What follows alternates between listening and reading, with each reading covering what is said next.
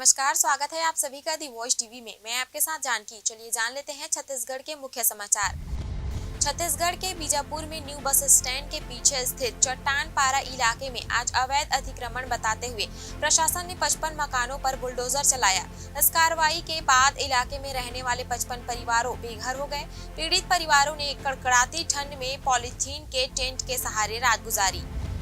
छत्तीसगढ़ के गरियाबंद जिले में ऑर्केस्ट्रा में अश्लील डांस मामले में एसडीएम तुलसीदास को निलंबित कर दिया गया है। एसडीएम पर आरोप है कि उन्होंने खुद इस कार्यक्रम में शामिल होकर अश्लील डांस को बढ़ावा दिया।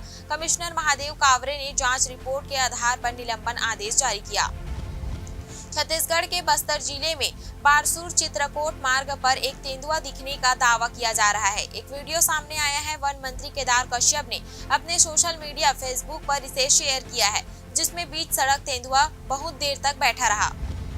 रायपुर में कारोबारी के जमीन के नाम पर 11 करोड़ 51 लाख की ठगी हुई है। पीड़ित ने हाईटेक एब्रेसिव्स प्राइवेट लिमिटेड और उससे जुड़े डायरेक्टर, प्रमोटर, शेयर होल्डरों और प्रॉपर्टी ब्रोकर पर आरोप लगाया है। मामला सरस्वती नगर थाना क्षेत्र का है। छत्तीसगढ़ के बिलासपुर मंडल में ब्रिज मरम्मत के चलते रेलवे में 2 दिन 2 ट्रैफिक ब्लॉक लिया जाएगा। इस काम के चलते छत्तीसगढ़ की 6 पैसेंजर ट्रेनों को कैंसिल किया गया है। 17 और 18 जनवरी को बिलासपुर रायगढ़, बिलासपुर और Bilaspur Korba, Bilaspur MEMU local train 2 दिन नहीं चलेगी। इसके चलते रोजाना ट्रेन में सफर करने वाले यात्रियों को मुसीबतों का सामना करना पड़ेगा। जिला मुख्यालय के नया बस स्टैंड के पीछे चट्टानपारा इलाके में शुक्रवार को पालिका बुलडोजर चला। इसने 55 मकान ढहा दिए। इनमें से कुछ नक्सलियों के खात्मे में पुलिस की मदद करने वाले डीआरजी जवानों तो कई नक्सल पीड़ित परिवारों के मकान हैं। ये लोग अपनी और परिवार की जान बचाने के लिए सालों पहले अपना गाँव छोड़कर यहाँ आ गए थे। राजधानी समेत राज्य भर में वर्तमान में जो कलेक्टर गाइडलाइन लागू है, उसे ही वित्त वर्ष 2026-27 में लागू करने की तैयारी है। तहसीलों से जमीनों का सर्वे भी इस बार नहीं कराया जाएगा। ऐसा इसलिए क्योंकि नई गाइडलाइन इसी साल बनी है। ऐसे में अफसरों का मानना है कि केवल 3 माह में जमीनों की कीमत में कोई बड़ा बदलाव संभव नहीं है। प्रदेश में तकनीकी शिक्षा की गुणवत्ता परखने के लिए पहली बार शासकीय पॉलिटेक्निक और आईटीआई का मूल्यांकन होगा। इसके तहत सभी संस्थानों की रैंकिंग होगी। एडमिशन रिजल्ट, प्लेसमेंट के आधार पर इन संस्थानों को अंक दिए जाएंगे। रैंकिंग आने के बाद यह स्पष्ट हो सकेगा कि कौन सा संस्थान बेहतर प्रदर्शन कर रहा है और किस में सुधार की आवश्यकता है। तकनीकी शिक्षा से 238 संस्थानों की रैंकिंग की तैयारी की गई है। जल्द ही प्रक्रिया शुरू होगी। दुर्ग नगर निगम के कर्मचारी भूपेंद्र गोयल और कमिश्नर सुमित अग्रवाल के बीच हुए कथित व्हाट्सएप चैट सरकार की मुश्किलें बढ़ा सकती है। याचिका में दावा किया गया है कि कमिश्नर ने कर्मचारी से फल मांगने, डीटीएच रिचार्ज, जावा फुल चावल लाने से लेकर कॉर्नर सीट के साथ मूवी टिकट बुक कराने जैसे निजी काम कराए। रायपुर जिले में विशेष संक्षिप्त पुनरीक्षण का काम तेजी से जारी है।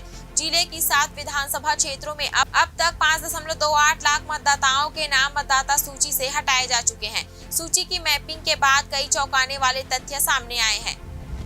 राजधानी के एक बड़े कारोबारी से जमीन खरीदी बिक्री के नाम पर 11.50 करोड़ रुपए की ठगी हो गई है। कारोबारी ने एक फैक्ट्री मालिक से औद्योगिक क्षेत्र में उरला में स्थित उसकी 55 एकड़ जमीन को 23 करोड़ रुपए में खरीदने का सौदा किया था। एडवांस के तौर पर आधी रकम 11.50 करोड़ रुपए दी गई थी। मनरेगा बचाओ संग्राम के तहत कांग्रेस ने शुक्रवार को राजधानी में जनसंपर्क पदयात्रा निकाली। पदयात्रा प्रदेश माता कौशल्या धाम चंदकुरी से शुरू होकर पुराने विधानसभा भवन पहुंचे। इससे पहले चंदकुरी में जनसभा का आयोजन हुआ, जिसमें केंद्र सरकार के मनरेगा से जुड़े फैसलों को मजदूर विरोधी बताया गया। शहर के कारमेल स्कूल में गणित, विज्ञान और वाणिज्य संकाय के कक्षा 12वीं के विद्यार्थियों के लिए संयुक्त विदाई समारोह का आयोजन किया गया। समारोह का शुभारंभ दीप प्रज्वलित कर प्रार्थना के साथ हुआ। इसके बाद विद्यार्थियों ने रंगारंग सांस्कृतिक कार्यक्रमों की शानदार प्रस्तुति दी। जूनियर विद्यार्थियों ने अपने स्नेहिल शब्दों और भावनात्मक प्रस्तुतियों के माध्यम से अपने सीनियर्स के साथ बिताए पलों को याद किया और उन्हें विदाई दी। जिले में धान खरीदी व्यवस्था को पारदर्शी एवं सुव्यवस्थित बनाए रखने के लिए अवैध भंडारण परिवहन के विरुद्ध संयुक्त टीम द्वारा लगातार कार्रवाई की जा रही है। शुक्रवार को कार्रवाई के दौरान 3 अलग-अलग मामलों में कुल 14,711 बोरी अवैध धान और 3 वाहन जब्त किया गया। परीक्षा के बढ़ते दबाव और युवाओं में बढ़ती मानसिक स्वास्थ्य समस्याओं को देखते हुए शासकीय DMS स्कूल महासमुंद में एक विशेष कार्यशाला का आयोजन किया गया। इस कार्यशाला का मुख्य उद्देश्य विद्यार्थियों को परीक्षा पूर्व तनाव प्रबंधन और आत्महत्या रोकथाम के प्रति जागरूक करना था। कार्यशाला में कुल 85 छात्र छात्राओं ने हिस्सा लिया। स्थानीय त्रिमूर्ति कॉलोनी स्थित शिव मंदिर के पास आयोजित संगीतमय शिव महापुराण कथा में श्रद्धालुओं की भारी भीड़ उमड़ रही है। गुरुवार को कथा के दौरान आचार्य पंडित पंकज तिवारी ने त्रिपुरा सूरवध के प्रसंग का वर्णन करते हुए धर्म, कर्तव्य और मर्यादा के महत्व पर गहरा प्रकाश डाला। 15 जनवरी को ग्राम खरोरा के शहीद स्मारक में भारतीय थल सेना दिवस के अवसर पर शाम 6 बजे दीप प्रज्वलित कर अमरवीर शहीदों को श्रद्धांजलि दिया गया। अखिल भारतीय पूर्व सैनिक सेवा परिषद जिला अध्यक्ष युवराज सिंह चंद्राकर ने कहा, भारत देश में भारतीय थल सेना दिवस के दिन अमरवीर शहीदों को श्रद्धांजलि दी जाती है। जिला स्तरीय महिला सशक्तिकरण केंद्र महिला एवं बाल विकास विभाग द्वारा जिले के सभी विकास खंड के विभिन्न ग्राम पंचायत, नगर पंचायत, आंगनबाड़ी केंद्र, स्कूल एवं कॉलेज में महिलाओं और बालिकाओं की सुरक्षा, सम्मान एवं स्वावलंबन के लिए एनीमिया विषय पर 15 दिवसीय विशेष जागरूकता अभियान चलाया जा रहा है। भारतीय किसान संघ ने मुख्यमंत्री विष्णुदेव साय के नाम कलेक्टर को ज्ञापन सौंपकर धान खरीदी की तिथि 15 फरवरी करने की मांग की है।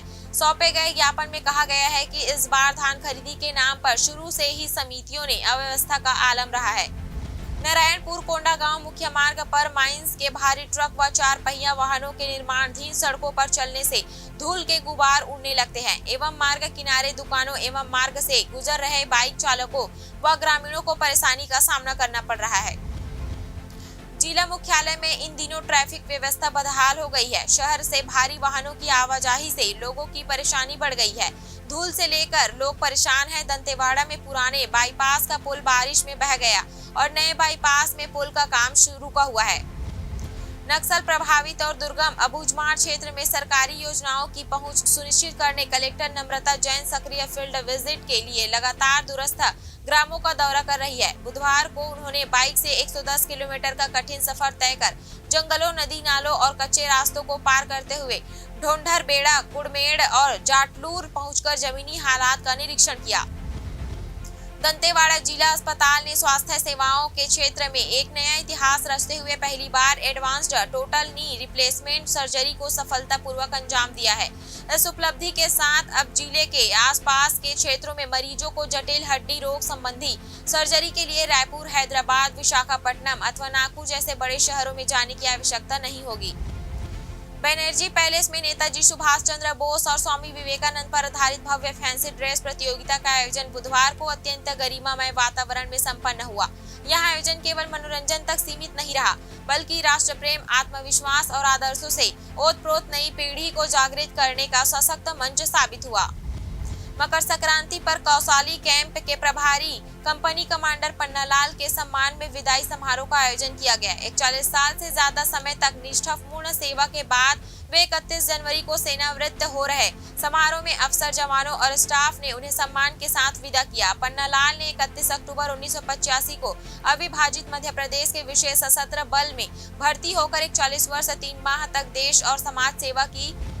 शासकीय प्राथमिक शाला तेलंगा में बुधवार को अधिकार मित्र गीता बघेल द्वारा बच्चों को राष्ट्रीय विधिक सेवा प्राधिकरण की विभिन्न योजनाओं की जानकारी देकर जागरूक किया गया। कार्यक्रम का उद्देश्य बच्चों को कानूनी अधिकारों, सुरक्षा एवं सहायता सेवाओं के प्रति सचेत करना था। कार्यक्रम के दौरान उन्होंने नालसा योजना 2025, विधिक सेवा पात्रता, निःशुल्क अधिवक्ता सुविधा, सुगम अभियान सहित महत्वपूर्ण विषयों की विस्तार से जानकारी दी। अखिल भारतीय मारवाड़ी युवा मंच की 15वीं राष्ट्रीय कार्यकारिणी की तृतीय बैठक एवं 45वीं राष्ट्रीय सभा सह लघु अधिवेशन एक्यम 2024 का आयोजन 10 से 11 जनवरी को बेंगलुरु में हुआ। इस राष्ट्रीय अधिवेशन में देश भर से आए पदाधिकारियों, वरिष्ठ जनों और युवा प्रतिनिधियों ने भाग लिया। इन दिनों सड़कों पर घुमंतु मवेशियों की संख्या तेजी से बढ़ रही है। शहर हो या ग्रामीण क्षेत्र, मुख्य मार्ग, चौराहे और हाईवे पर गाय, बैल और अन्य मवेशी खुले में घूमते दिखाई दे रहे हैं। इससे राहगीरों, वाहन चालकों और खासकर दोपहिया सवारों को रोजाना मुश्किलों का सामना करना पड़ रहा है। चापा क्षेत्र में 31 लाख रुपए से अधिक की लूट का पर्दाफाश हुआ है। पुलिस ने कर्मचारी के अपहरण और लूट के मामले में मास्टरमाइंड योगेश रात्रे सहित 4 आरोपी को गिरफ्तार किया है। आरोपियों से लूट की रकम 13,75,000 रुपए बरामद कर लिए गए हैं। इसके साथ ही कार, चाकू, बेसबॉल स्टिक और 5 मोबाइल भी जब्त हुए हैं। जयदेवपुर पुलिस ने प्राणघातक हमले की घटना में शामिल सभी आरोपियों को केवल 15 घंटे में गिरफ्तार कर न्यायालय के समक्ष पेश किया। यह घटना 14 जनवरी 2026 को ग्राम कचंदा में मकर संक्रांति मेले के दौरान हुई थी। शाइनिंग स्टार पब्लिक स्कूल में बुधवार को वार्षिक उत्सव का भव्य आयोजन किया गया। कार्यक्रम के मुख्य अतिथि पूर्व विधायक अमित जोगी रहे, जबकि कार्यक्रम की अध्यक्षता संतोष गुप्ता ने की। विशिष्ट अतिथि के रूप में पोडी एलन भी उपस्थित रहे। उत्सव की शुरुआत अतिथियों द्वारा दीप प्रज्वलित करके हुआ। छत्तीसगढ़ के ऐसे ही समाचार के लिए बने रहिए दी वॉइस टीवी के साथ। नमस्कार।